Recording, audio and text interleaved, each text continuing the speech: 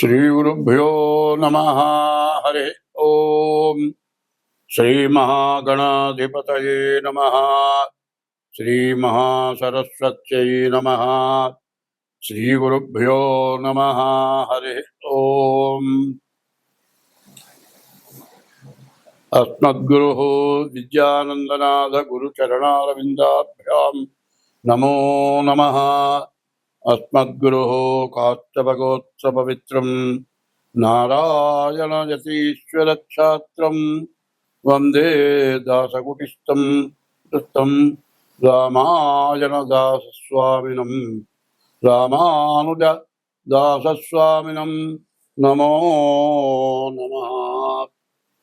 वन्दे शम्भुममापतिं सुरगुरुं वन्दे जगत्कारणं वन्दे पन्नगभूषणं मृगधरं वन्दे पशूनां पतिं वन्दे सूर्यशशाङ्कवक्निनयनं वन्दे मुकुन्दप्रियं वन्दे भक्तजनाश्रयं च वरदं वन्दे शिवं शङ्करं श्रीमन्नामपयोदश्यामधरा भृल्लराम जगदभिराम रामा जनकाम महोद्धाम गुणस्थोम धाम दशरथ राम निराटवनाटमुలకు పోరాటం బిట్లుగలిగే పురుషోత్తముచే నారాటమిట్లు మానను ఘోరాట విలోలి భద్రకుంజరమునకున్ శ్రీరామ రామయనతును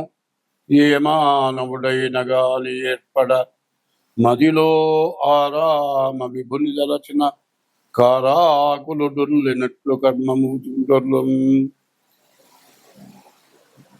ఓం నమో భగవతే నారాయణాయ.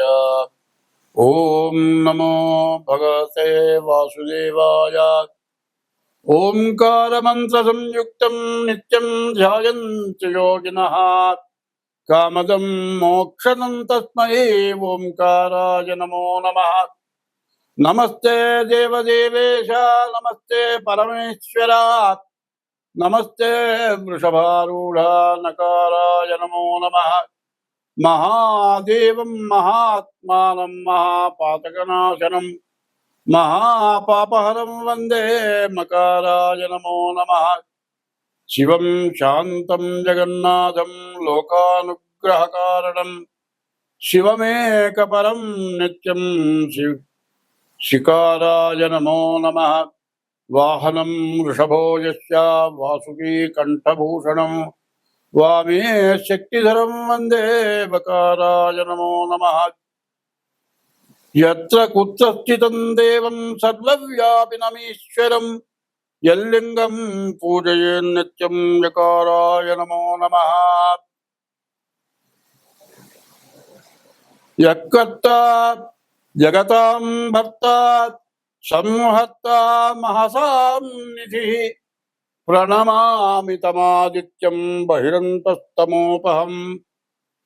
నేను 2025 సంవత్సరం సెప్టెంబర్ నెల 11వ రాశి కుంభరాశి. ఈ కుంభరాశికి ద్వితీయంలో శని వక్రించి ఉన్నాడు. కుంభరాశికి మీనరాశికి కూడా సంబంధించినటువంటి స్థితిలో ఉంటాడు. ఈ కుంభరాశి వాళ్ళు చాలా జాగ్రత్తగా ఉండాలి. ఎందుకంటే బాకీలు తెచ్చుకునే సమయం. దీనివల్ల ఎంత కష్టంగా ఉంటుంది అంటే, అంతా బాకీ తీర్చావండి, ఓ 10 లక్షల బాకీ ఉంది తీర్చావు, చివరికి వచ్చేప్పుడు 1000 రూపాయలు అయింది. ఇన్నాళ్ళు వచ్చుకున్నా నాకు వాళ్ళు 1000 రూపాయలేగా, 1000 రూపాయలు ముందు నాకు ఇచ్చావు తొలిపో అంటాడు. 1,00,000 రూపాయల బాకీ వాడు 99 తీసుకుంటే బాగానే ఉంది. ఈ 1000 రూపాయలే కదయ్యా, 1000 రూపాయలు 99,000 ఇచ్చిన వాడి 1000 రూపాయలు ఇవ్వలేవా? వాడి దగ్గర 99,000 ఉన్నాయి కాబట్టి నువ్వు 1000 రూపాయలు ఇవ్వలేవా అంటాడు. వీడు 1000 రూపాయలు ఇవ్వటానికి తినటానికి బియ్యం లేవు ఇంట్లో. నిన్నటి రోజు నుంచి అన్నందల్లా. వాడి బాధ వీడికి ఏమైనా అర్థమవుతుందా? అది అర్థం చేసుకోవాల్సిన అవసరం ఉంది. గట్టిగా నిలేసి నీవు గంటలో ఇవ్వకపోతే మర్యాద కూడా తంతానన్నాడు అనుకో, వీడు ఏదో చేసుకొని ప్రాణం తీసుకుంటాడు. ప్రాణాపాయ సమయం ఇది. ఎవరైనా సరే మంచిగా మార్చుకోండి. అయ్యా ఖచ్చితంగా ఇస్తానయ్యా, నేను నువ్వు రావద్దయ్యా, ఇంటికి తెచ్చిస్తానయ్యా అని మంచిగా ఎప్పుడైనా సరే కాళ్ళు పట్టుకోను దండం పెడితే ఎవడేం చేయలేడు. కత్తి తీసుకొని నరగటానికి వచ్చిన వాడు కూడా దండం పెడతానయ్యా, నా పెళ్ళాం పిల్లలు అన్యాయం అయిపోతారయ్యా, నన్నేం చేయొద్దయ్యా, నీ బాగి తీరుస్తానయ్యా, అట్లా తీర్చలేకపోతే నీ ఇంటి ముందు కుక్కగా పుట్టే తీరుస్తాను, కుక్కగా పుట్టేయా తీరుస్తానయ్యా అంటే నరకటానికి వచ్చిన వాడు కూడా దయగలుగుతుంది. అందుకే తన కోపమే తన శత్రువు, తన శాంతమే తనకు రక్ష, దయ చుట్టంబవు. నీవు ఈ విధంగా మాట్లాడబడి దయ కలుగుతుంది, దయ చుట్టం అవుతుంది. కాబట్టి ఏలినాటి శని చివర భాగం. ఈ కుంభరాశి వాళ్ళు రకరకాలైన కష్టాలు ఉన్నాయి. కాబట్టి ప్రతిరోజు శివాలయానికి వెళ్ళండి, నవగ్రహాల గుళ్ళోకి వెళ్ళండి, శనికి 9 ప్రదక్షిణాలు చేయండి, ఈశ్వరుడికి 11 ప్రదక్షిణాలు చేయండి. గుళ్ళోకి వెళ్ళేటప్పుడే కాళ్ళు కడుక్కోండి. నవగ్రహాల గుళ్ళో నుంచి బయటకు వచ్చిన తర్వాత కాళ్ళు కడుక్కోబాకండి. ఇంటికి వెళ్ళంగానే కూడా కాళ్ళు కడుక్కోబాకండి. ఇంటికి వెళ్ళి కొంచెంసేపు కూర్చున్న తర్వాత కాళ్ళు కడుక్కోండి. ఇట్లా చేస్తే మీ బాధలన్నీ పోతాయి, మీరు అన్ని విధాలా బాగుంటారు. మళ్ళీ పూర్వపు నీ ఆస్తులన్నీ నీకు వస్తాయి, నువ్వు బాగుంటావు. స్వస్తి. మార్చి 30వ తారీఖు సంవత్సరాది పండుగ రోజున 6 గ్రహాలు ఒక చోట చేరినాయి. షడ్గ్రహ కూటమి చేరింది.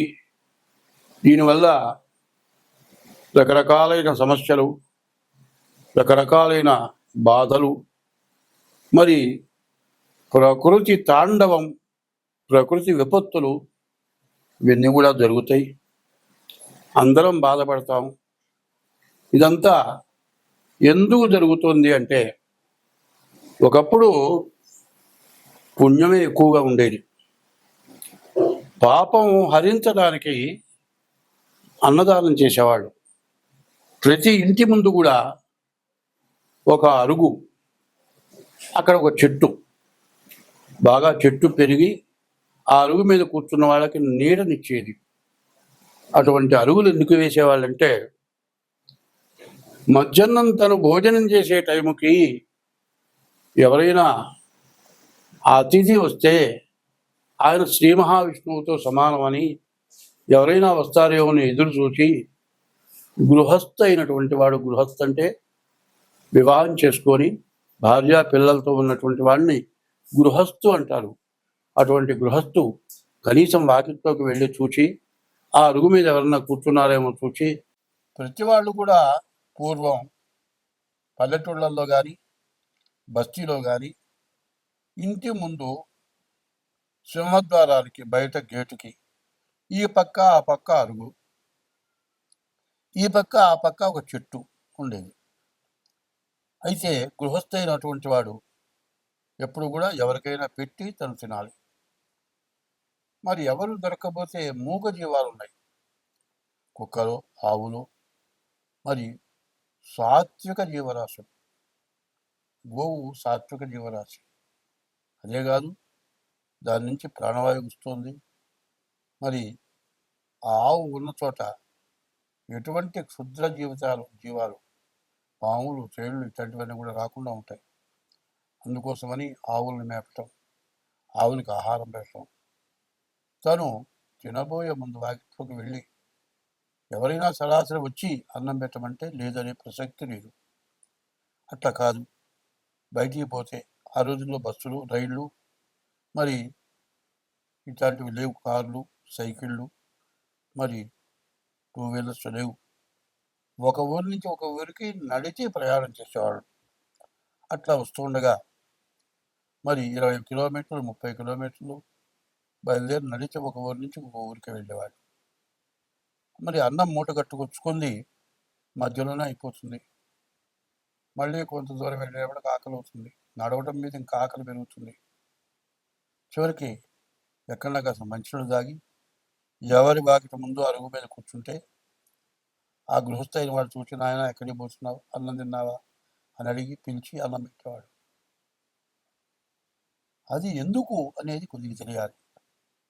అన్నదానాన్ని మించిన దానం లేదు, తల్లిదండ్రుల కంటే మించిన దైవం లేదు. సత్యము, శీలత, ధర్మము, వీటిని మించినటువంటి ధర్మాలు లేవు. ఇవి సత్యము, శీలత, ధర్మం అనేది అది గొప్ప తపస్సు కింద లెక్క. దయ, ఆ దయ ఎట్లా ఉండాలి అంటే, మనం ఇంట్లో వరకే వండుకున్నాం, మన వరకే సరిపోతుంది, ఇంకొక మనిషి వస్తే చాలు. అట్లాంటి టైంలో ఎవరైనా వస్తే ముందు ఆ మనిషికి కడుపు నిండా పెట్టి మిగిలింది తిరిగాస్త తింటే చచ్చిపోం, బతుకుతాం. తర్వాత అవసరమైతే వండుకొని తింటాం. అది దయ. ఏ జీవరాశికైనా అపకారం జరిగి ప్రాణావసాన స్థితిలో ఉన్నప్పుడు దానికి వైద్యం చేయటం, కనీసం ఎవరైనా చచ్చిపోతే ఎవరు దిక్కులేని వాళ్ళని తీసుకెళ్ళి దానం చేయటం, అది అనాథ ప్రేత సంస్కారే కోటి యజ్ఞ ఫలం లభేత్. దిక్కులేని వాళ్ళని తీసుకెళ్ళి మట్టి చేస్తే కోటి యజ్ఞాలు చేసిన ఫలితం ఉంది అని ఇట్లాంటివన్నీ చేయటమే కాకుండా ఎవరి కులదైవాన్ని వాడు పూజించేవాళ్ళు, ఎవరి ఇంటి దైవాన్ని వాడు పూజించేవాళ్ళు. ఎవరి కులదైవాన్ని, గ్రామదేవతని, ఇంటి దైవాన్ని, ఇంట్లో ఉన్నటువంటి తల్లిదండ్రుల్ని, భార్యని, వాళ్ళకి ఎటువంటి అపకారం జరగకుండా, వాళ్ళు ఎంతో ప్రేమతో, వాళ్ళకి లోటు అనేది లేకుండా పెద్దవాళ్ళని చూడటం, ఇది ధర్మం. ధర్మో రక్షతి రక్షిత. ధర్మాన్ని నువ్వు రక్షిస్తే నిన్ను ఆ ధర్మం రక్షిస్తుంది. ధర్మస్య జయోస్తు. నువ్వు ధర్మంతో ఉంటే నీకు జయమే, అపజయం ఉండదు. అధర్మస్య నాశోస్తు. అధర్మం ఎక్కడైతే ఉంటుందో అక్కడ మొత్తం నాశనం అయిపోతుంది. ధర్మస్య జయోస్తు, అధర్మస్య నాశోస్తు, ప్రాణిషు సద్భావనాస్తు. ప్రాణి, ఏ జీవరాశి ప్రాణి అయినా సరే మంచి భావనతో ఉండి దానికి బాధ కలిగినప్పుడు ఆ బాధ పోవటానికి మార్గం ఏదో చూచి దాన్ని బతికించేది ప్రాణిషు సద్భావనాస్తు. విశ్వస్య కళ్యాణమస్తు. విశ్వం, విశ్వం అంటే ప్రపంచం మొత్తం. విశ్వస్య కళ్యాణమస్తు అని చెప్పింది. అది అందరూ కూడా పాటించేవాళ్ళు. ఇప్పటికి దాదాపు మాకు ఊహ తెలిసేపటికి, నాకు ఇవాళ 82 సంవత్సరాల వయస్సు. నాకు ఊహ తెలిసే రోజుల్లో అటువంటి సత్య ధర్మాల కట్టుబడి ఉన్నారు. అట్లా ఉన్నారని తెలియటానికి కారణం ఏంటంటే, నాకు 10 సంవత్సరాల వయసు వచ్చేవాడికి నా తండ్రి పూర్తిగా అనారోగ్యవంతుడు. నా తండ్రికి మూర్ఛలు అంటే ఫిట్స్ వచ్చేవి. అమావాస్యకి, పౌర్ణమికి ఫిట్స్ వచ్చేవి. కిందపడి గెల తన్నుకొని ఆ చేతులు కాళ్ళు కొట్టుకుపోయి దెబ్బలు తగిలి నడిచిపోతూ ఉంటే ఏ గోడ మీద పడతాడో ఎక్కడ పడతాడో తెలియదు. ఒళ్ళంతా దెబ్బలు తగిలి నాలికంతా బాగా కొరుక్కొని ఆ ఫిట్ వచ్చినప్పుడు ఆ పుండ్లు మారి అన్నం తినాలంటే కనీసం పాలు మజ్జిగ పోస్తే కూడా నోరు మంట పుట్టేది. అట్లాంటి బాధ నా తండ్రి పడ్డాడు. 10 సంవత్సరాల వయసు నుంచి ఆయనతో చాలా కష్టపడ్డాం. అట్లా ఆయన ఏమీ సంపాదన లేకుండా పోయినాడు. నాకు చెల్లెళ్ళు ఇద్దరు, నాకు అక్కలు ఇద్దరు, నా తల్లి తండ్రి, ఇంతమందికి జీవించాలి. ఏదో నా చేతనేది చేసి, బ్రాహ్మడికి ఒక పద్ధతి ఉంది, ఉపనయనము నాటి మాట ఉన్నది సుమతి అని. ఉపనయన రోజున ఎంత కోటీశ్వరుడైనా, రాజాది రాజులైనా ఒడుగైన తర్వాత భవతీ భిక్షాందేహి, భవాన్ భిక్షాందేహి అని ముష్టిస్తారు. అది ఎందుకంటే ఏ మహాపతివ్రత చేతి మీదుగా ఇచ్చినటువంటి దానం, ఆహారం, దానివల్ల మంచి విద్యావంతులు అవుతారని ధర్మశాస్త్రం చెప్తుంది. ఉదయం పూట ముష్టికి వెళ్ళేవారు బియ్యానికి, మధ్యాహ్నం పూట బ్రాహ్మణ ఇళ్ళకి మదవకాలకు వెళ్ళి కష్టపడి చదువుకొని ఈరోజు కూడా వాళ్ళకి నేను చదువుకునే రోజుల్లో నాకు స్టైఫండ్ నెలకింతనిచ్చేవాళ్ళు. అట్లా వాళ్ళంతా ఇస్తే నా కుటుంబాన్ని పోషించుకొని నేను చదువుకొని మరి కుటుంబానికి చాలనంత సంపాదన వచ్చిందాకా చదువుకొని కనీసం అప్పుడు నాకు 300 వచ్చేవి. స్టైఫండ్ ఇచ్చేది. అందరి ఇంటిని కొంతమంది ఇచ్చేవాళ్ళు. రూ. 150 ఆదాయం రాగానే నేను మీ దగ్గర తీసుకోనంటే ఒక ఆయన పిలిచి "ఏరా నీకు ఎంత వస్తుందిరా" అంటే నాకు 150 వస్తుందండి సంపాదన. మరి మేము ఇచ్చేది ఎంత వస్తుందంటే 300 వస్తుంది. సగమే కదరా అంటే నేను అన్నాను, సగమేనండి. మీ 300 నా 150 ఉంటే నాకు అహంకారం పెరుగుతుంది. అదే 150తో కష్టపడి సంపాదించుకుంటాను, పైకొస్తాను, నా తల్లిదండ్రులను పోషించుకుంటాను, మా ఆడపిల్లల పెళ్ళిళ్ళు చేస్తాను అంటే ఆయన అన్నాడు, ఆయన పేరు చెరువు సూర్యనారాయణ గారు, గుంటూరు మహానుభావుడు. ఆయన లేరు, ఏ లోకంలో ఉన్నారో. ఆ మహానుభావుడు నన్ను శతవిధాల కనిపెట్టి చూస్తుంటే, నీ పిల్లల పెళ్ళిళ్ళైతే చెప్పు నాయనా, ఒకళ్ళ పెళ్ళి నా సొంత డబ్బులతో చేస్తాను, మిగతా వాళ్ళకు కూడా సహకరిస్తానంటే అంత పరిస్థితి వస్తానండి అని నా కష్టార్జితంతో చెప్పలబడి ఆడపిల్లల పెళ్ళిళ్ళు జరిగిపోయినాయి. 18 నుండి 19 వచ్చేవాడికి మా నాన్నగారు పోయినాడు. మరి మా నాన్నగారు పోయిన తర్వాత 20 సంవత్సరాల నుంచి కష్టపడి సంపాదించుకొని బతికాను. ఆ రోజుల్లో అందరూ సత్యానికి ధర్మానికి నిలబడ్డారు కాబట్టి ఇవాళ నేను, నా తల్లిదండ్రులు, మా కుటుంబం, మా వంశం బాగుపడింది. ఏ మహాతల్లి చేతి మీదుగా పెట్టినటువంటి ధర్మంతో నేను ఇవాళ 10 మందికి చెప్పేటట్లుగా మరి అమెరికా, రష్యా, ఆస్ట్రేలియా ఇట్లాంటి దేశాల నుంచి జాతకం చెప్పమని ఫోన్లు వస్తున్నాయి. దాంతో నేను జీవిస్తున్నాను. అప్పుడు అంత ధర్మం ఉంది, ఇప్పుడు అంత ధర్మం లేదు. ఎందుకు లేదు అంటే వచ్చేది చాలని పరిస్థితి. పిల్లల్ని చదువుకు చేరిస్తే ఎల్కేజీ నెలకి కనీసం చాలా ఖర్చు ఎక్కువ అవుతుంది అంటున్నారు. వాళ్ళ సంపాదన సగం కూడా చాలటం లేదు అంటున్నారు పిల్లల చదువులకే. అంత కష్టమైంది రోజుల్లో దోచుకొని తింటే కానీ బతకలేనటువంటి పరిస్థితులు ఏర్పడి చాలక అధర్మమైన సంపాదన సంపాదించుకుంటూ రకరకాలైన ఎటువంటి అధర్మమైన పనులైనా చేసి సంపాదించుకొని బతుకుతూ బాధలు పడుతూ ఉన్నారు. ఇప్పుడు మరి 2025 మార్చి 30వ తారీఖున 6 గ్రహాలు మరి మీనరాశిలోకి, 6 పాపగ్రహాలు, షడ్గ్రహ కూటమి వచ్చింది. దీనివల్ల చాలా బాధలు పడతారు. కాబట్టి ఎవరికి వాళ్ళు మీ డేట్ ఆఫ్ బర్త్ ద్వారా మీ జాతకం చూపించుకోండి. మీ జాతకరీత్యా దోషాలు ఉంటే వాటికి చేయించుకోండి. పాపగ్రహాల వీక్షణ వల్ల చాలా రకాల బాధలు వస్తాయి. మనం ఏమి చేయకుండానే మనం బాధలు పడాల్సి వస్తుంది అని చెప్పటం జరిగింది. అట్లా చెబితే కూడా కొంతమంది విమర్శించడం జరిగింది. జ్యోతిష్యం చెప్పవయ్యా అంటే తలకిందులైపోతుంది, గందరగోళాలు అవుతాయి, చాలా బాధలు పడతావు, ప్రకృతి వల్ల బాధలు వస్తాయి అని ఇవన్నీ ఎవరు చెప్పమన్నారు? నాకు ఫోన్లు వచ్చినాయి.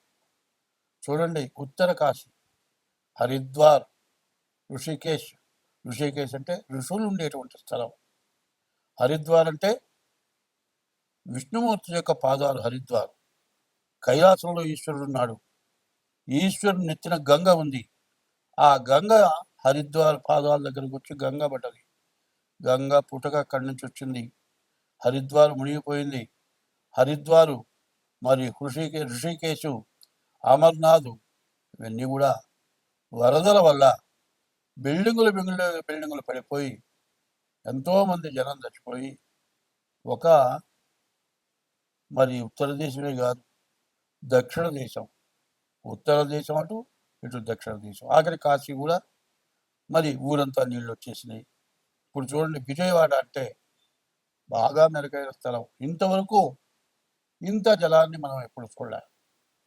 ఇంత పరిస్థితులు రావటానికి కారణం ఏమిటి అని మనం ఆలోచించుకుందాం. ధర్మో రక్షతి రక్షిత. ధర్మాన్ని నువ్వు రక్షిస్తే నిన్ను ధర్మం రక్షిస్తుంది.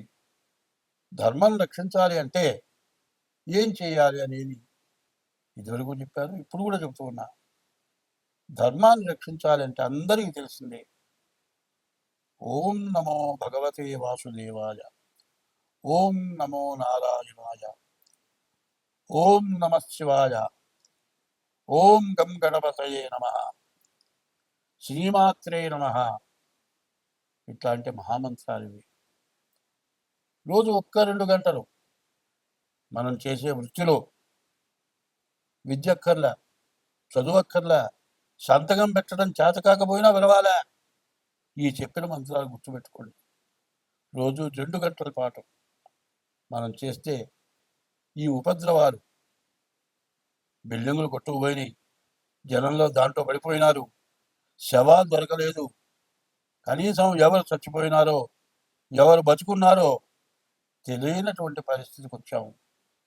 ఇవన్నీ రావటానికి కారణం ఏమిటంటే కన్యారాశిలో కుజుడు, మీనరాశిలో శని, వక్రించిన శని. శని కుజులు సమసప్తకం అన్నారు. ఈ సమసప్తకంలో ఉండటం చేత ఇటువంటి ఉపద్రవాలని వచ్చి ఈ పాపగ్రహాల వల్ల మనకు అనేక సమస్యలు, అనేక రకమైన బాధలు. మరి ఇది సెప్టెంబర్ 13 వరకు కుజుడు కన్యలో ఉంటాడు. సెప్టెంబర్ 13కి కన్య నుంచి తులకి కుజుడు వస్తాడు. అంతవరకు సరే.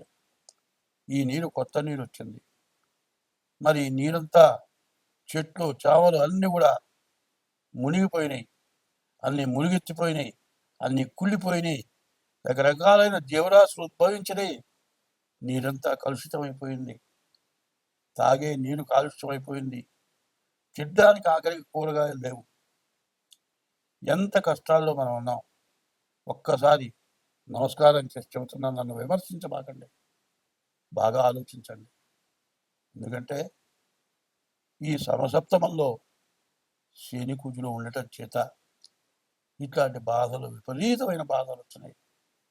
దీన్ని నేనే కాదు, చాలామంది పెద్దవాళ్ళు చెప్పారు.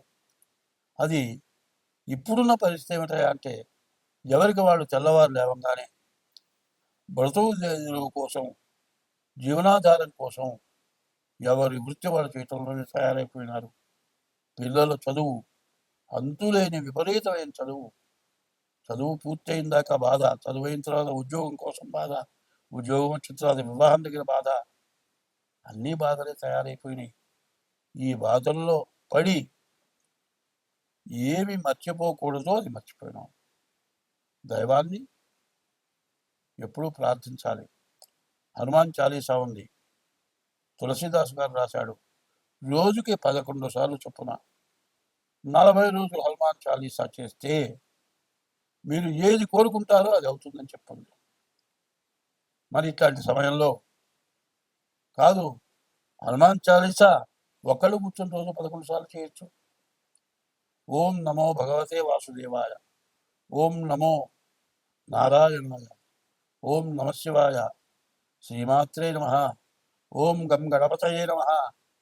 ఇట్లా మరి విష్ణు సహస్రంలో హరే రామ రామ రామ హరే హరే, హరే కృష్ణ కృష్ణ కృష్ణ హరే హరే, ఇది షోడశనామాని కలి కల్మషనాశనం. హరేర్నామ హరేర్నామైవ కేవలం కలవు నాస్త్యేవ గతిరంజద అనేవన్నీ చెప్పున్నాయి. ఇప్పుడు ఈ చెప్పిందంతా ఒక్కసారి విని వదలద్దు, 1కి 10 సార్లు వినండి. నేను చెప్పిన ఈ మంత్రాలని అక్షరాలు రాని వాళ్ళు వచ్చిన వాళ్ళ దగ్గర కాగితం మీద రాయించుకొని, అక్షరం వచ్చిన వాళ్ళకంటే అక్షరం రాని వాళ్ళు చాలా జ్ఞానం ఉన్న వాళ్ళు ఉన్నారు, పూర్వజన్మ స్మృతంతో జ్ఞానం కలిగి ఉన్నారు. మరి అందరూ కూడా ఈ భగవంతుడి యొక్క నామస్మరణ చేయటం, హరి, అచ్యుత, అనంత, గోవింద, నారాయణ, హరి, ఈ నామాలు చాలా విశేషమైన నామాలు. మా పెద్దవాళ్ళు ఎప్పుడూ స్మరణ చేసేవాళ్ళు. రామతారక మహామంత్రం ఉంది, ఆంజనేయ మహామంత్రం ఉంది. ఇవన్నీ గురువు దగ్గర ఉపదేశం చేసుకొని మేమంతా అనుష్ఠానం చేశాం. ఇప్పుడైనా ఎవరి పని వాళ్ళు చేసుకోండి.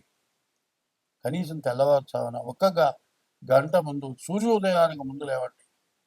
నేను చెప్పిన మంత్రాల్లో మీకు ఇష్టమైన మంత్రం ఒక 2 గంటలు స్మరించండి. కళ్ళు మూసుకొని 2 ఆలోచన లేకుండా చేయండి.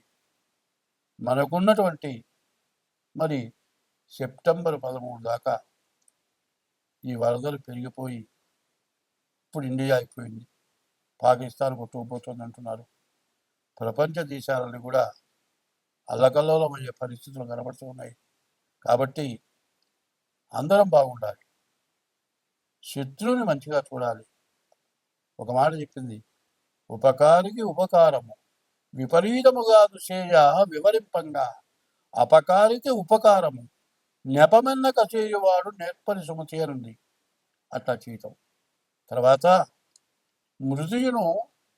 మృతియును జీవనంబునివి మేదిని లోపల జీవకోటికి సతతము సంభవించు సహజంబిది చోర హుతాశ సర్ప సంహతులను దప్పి ఆకటను పంచతనందడి ఎట్టి జీవుడున్ వేతలను పూర్వపుణ్యఫల వేదనలొందుచుకుందునిప్పుడు ఆగామి సంచిత ప్రారంభాలు.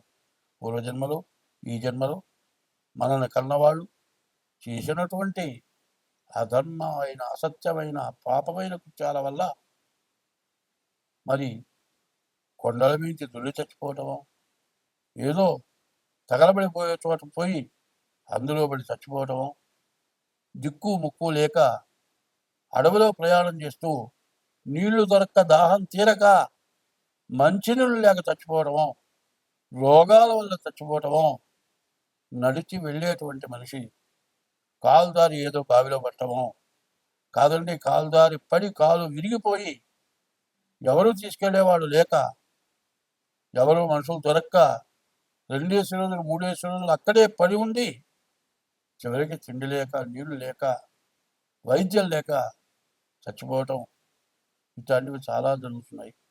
ఇవన్నీ ఎందుకు? నీవు పూర్వజన్మలో ఈ జన్మలో నీవు చేసుకున్న పాపాల వల్ల జరుగుతున్నాయి.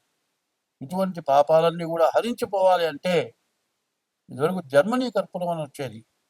ఇంతలా ముద్ద కర్పూరం పళ్ళల్లో పెట్టి వెలిగిస్తే మొత్తం నీరైపోయేది. కిలోమీటర్ దూరం చల్లదనం వచ్చేది. ఆ కర్పూరం మొత్తం నీరైపోయి కరిగిపోయేది. అట్లా సమస్త పాపాలు కూడా హరించుకుపోతాయి. మనం రోజు తింటున్నాం, 3 పూట్లా తింటున్నాం. తిన్నదని తిన్నట్టు అరిగిపోయి హరించుకుపోతుంది. ఎంత తిన్నా అయిపోతూనే ఉంది. అట్లాగే సముద్రాలు ఎండిపోతున్నాయి, కానీ జలుబుకి ముక్కులు మాత్రం ఎండిపోవట్లే. ఎంత తిన్నా ఈ కడుపులో ఆహారం జీర్ణమైపోతుంది. ఎంత సంపాదించినా, ఎంత తిన్నా ఈ పొట్టకి తిండి మరి జీర్ణించుకోలేకపోయినా ఇట్లాంటి వరదల వల్ల కానీ, కాలుష్యాల వల్ల కానీ జలుబు, దగ్గు, జ్వరం ఇటువంటివి వస్తున్నాయి. మరి ఇవన్నీ పోవాలి అంటే భగవంతుడి యొక్క నామస్మరణ ఎవరికి వాడు చేయటం. ఏదైనా కొంతమంది కలిసి తిండి యాగము, రుద్రయాగము, లేకపోతే శతచండి యాగము, మహారుద్ర యాగము, సుదర్శన హోమము, ఇట్లా భాద్రపదం గణపతి హోమము, ఇట్లాంటివి జరగటానికి ప్రోద్బలం ఇచ్చి అందరూ బాగుండాలి, మనం బాగుండాలి, ప్రతి జీవరాశి బాగుండాలి. ఇటువంటి సదుద్దేశంతో అందరూ కూడా కలిసికట్టుగా ఉండటమే కాక, ప్రత్యేకించి మీ డేట్ ఆఫ్ బర్త్ ద్వారా కానీ, మీ హస్త సాముద్రిక ద్వారా కానీ మాకు కూడా తినటానికి నోరుంది, మరి హరించుకుంటానికి పొట్ట ఉంది. దీనికోసం మేము కూడా జీవించాలి. కాబట్టి తగిన ఫీజు చెల్లించి మీ జాతకాలు చూపించుకోండి. మీ జాతకాల్లో ఉన్న దోషాలు ఏమన్నా ఉంటే, దానికి పరిహారాలు ఏమన్నా ఉంటే చెప్పడం, చేయించడం కూడా జరుగుతుంది. మీరు ఎట్లా చేసుకోవాలి అనుకునేటట్లయితే మా ఫోన్ నెంబర్ 780-107-1946, ఇదొక నెంబరు. 6300061241 ఈ నెంబరు. ఈ 2 నెంబర్లలో ఏ నెంబర్కైనా ఫోన్ చేసి మాతో సంప్రదించి తగిన ఫీజు చెల్లించి మీ జాతకం చెప్పించుకొని ఈ కష్ట సమయం నుంచి అందరం బయటపడాలి అనే ఉద్దేశంతో చెబుతూ ఉన్నది.